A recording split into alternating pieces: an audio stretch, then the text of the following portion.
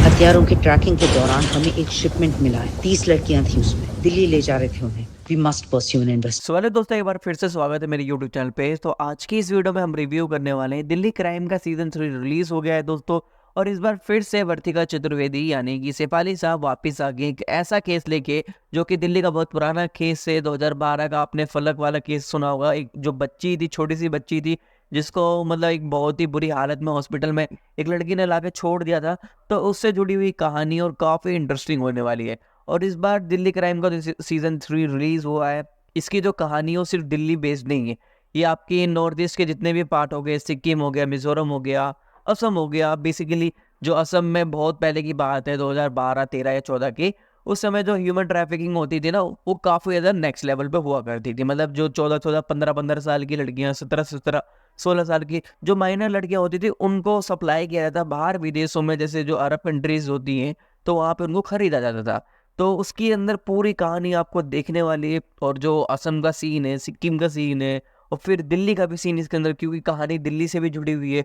और फिर हरियाणा, रोहतक रोहतक की भी कहानी दिखा रखी है। तो काफ़ी इंटरेस्टिंग है इस बार जो दिल्ली क्राइम का सीजन 3 रिलीज हुआ है। तो बहुत ही ज़्यादा इंटरेस्टिंग स्टोरी होने वाली है।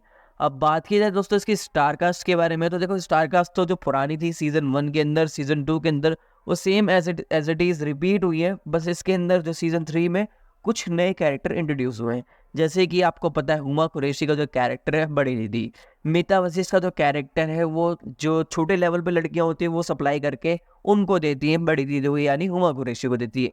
फिर साइनी गुप्ता, जो कि मतलब बड़ी दीदी के नीचे ही काम करती है, लड़कियों को तैयार करना, उनको सिखाना और उनको मतलब फोटोशूट वगैरह करना, जो नेगोशिएशन वगैरह होती थी क्लाइंट से, तो वो सारा काम साइनी गुप्ता का होता था। और अंशुमन का जो कैरेक्टर है, जिन्होंने इससे पहले आपको पता है 12 फेल के अंदर काम किया था, बहुत ही अच्छा, जो भैया बने हुए थे, जो मनोज की हेल्प करते हैं उसको आईएएस बनने के लिए, तो उनका भी कैरेक्टर्स में दिखा रखा है, जो कि बड़ी दीदी के लिए काम करते हैं और उनको मोहब्बत हो जाती है एक लड़की से जिसका नाम है खुशी। खुशी भी एक नए कैरेक्टर है जिसको प्ले किया है आयशा बेदी। देखो एग्जैक्ट मुझे इनका नाम नहीं पता, बट ऐसा ही है कुछ, ठीक है। तो ये 4-5 नए कैरेक्टर हैं जो कि आपको सीजन 3 में नए देखने को मिलेंगे। बाकी जो अपने पुराने कैरेक्टर थे, जैसे शेफाली शाह, आपको पता है डीसीपी, इस बार उनकी जो पोस्ट है वो इंक्रीज हो गई है, मतलब हायर रैंक पे पहुंच चुकी हैं। राशिका दुग्गल, आपको पता है पहले ट्रेनी थी आईपीएस ऑफिसर, आपको भाई डीजीपी बन चुकी हैं, तो काफ़ी हायर पोस्ट पे पहुंच चुकी हैं। राजेश तेलंग सर, उनका कैरेक्टर वही स्पेशल टास्क के अंदर है। और बाकी जो अदर कैरेक्टर आपको देखने को मिलेंगे, जो उनकी आदिल हुसैन साहब हो गए, और फिर उनके जो वो हस्बैंड बने हुए हैं शेफाली शाह मैम के, तो वो भी आपको सीरीज में देखने को मिलने वाले हैं। अब बात करते हैं दोस्तों इसकी कहानी और डायरेक्शन के बारे में। तो देखो कहानी में अब आपको हर एक एपिसोड डिटेल में तो समझाने वाला नहीं हूँ कि क्या कहानी है। हर एपिसोड अगर मैं डिटेल में समझाने बैठा तो ये वीडियो करीबन 15 या 20 मिनट की हो सकती है।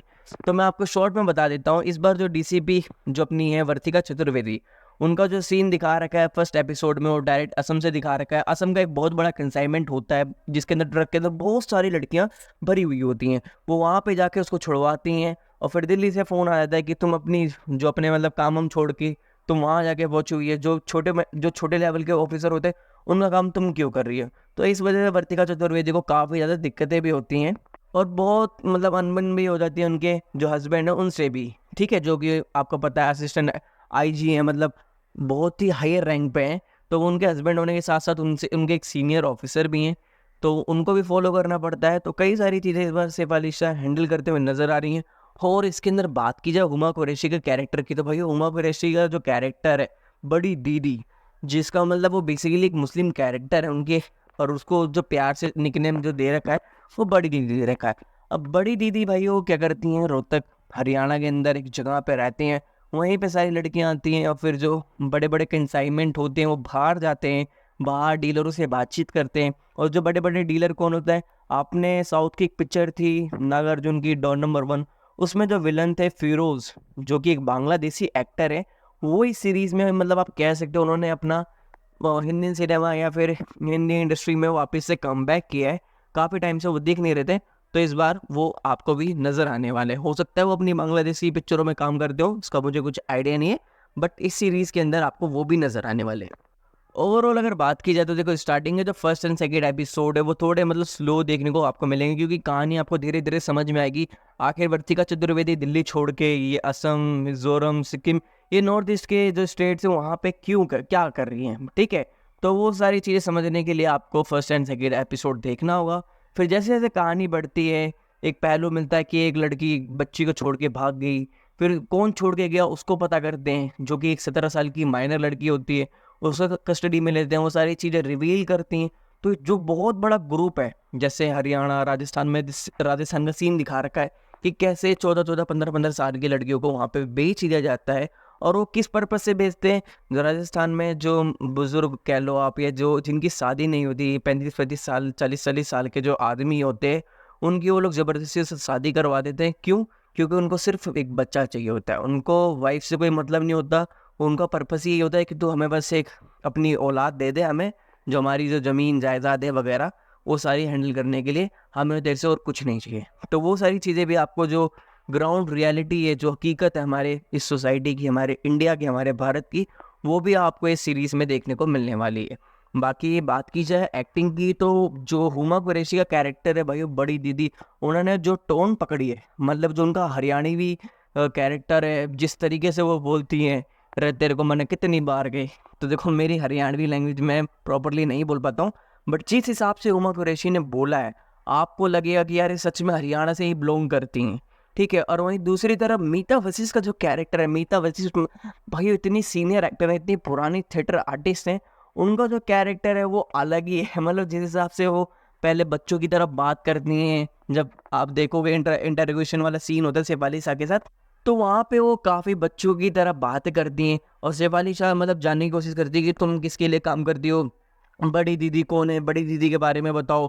और फिर जब वो उन दोनों के बीच में बहस होती है, वो कहती है कि मैं तेरा बॉलीवुड के अंदर काम करवा दूँ, बता तेरे वो हीरोइन बनवा दूंगी। कह रही बकवास कम कर, कह रही शुरू किसने किया। तो जिस हिसाब से वो ट्यून चेंज करती हैं, जो अपना टोन एकदम ही बदल देती है ना, तो बहुत ही अच्छी एक्टिंग करी यार मीता वशिष्ठ मैम ने।